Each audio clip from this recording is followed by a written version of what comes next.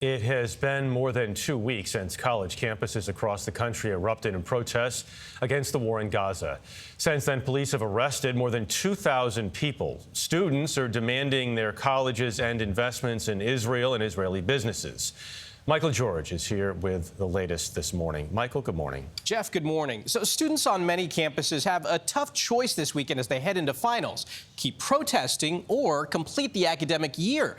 In some places, they risk being expelled if they continue protesting, but at a few schools, there are signs that the protests have been somewhat effective. Free Palestine. Brown University students in Rhode Island struck a deal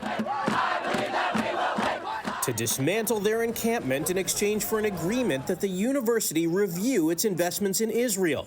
Rafi Ash was a student negotiator. That mass student movement works. That builds pressure on these administrations. And as students at any school escalate, that actually puts pressure on the administrations of every single school to respond. Northwestern and Rutgers agreed to do the same. But the agreements have been drowned out by explosive pictures, particularly in New York City, where police are on the defensive after an officer's gun went off at Columbia University. At no time were any police officers, members of the public, or any protesters in danger. This was purely unintentional. More than 40 campuses coast to coast have seen protests in the last 2 weeks, putting pressure on universities and the Biden administration. We have to follow the rule of law. Violence is not protected here, but Americans have the right to peacefully protest within the law, and we're going to be very consistent here. And with graduations near, USC is among those that canceled its on-campus commencement ceremony. USC students will go to the Los Angeles Coliseum for safety.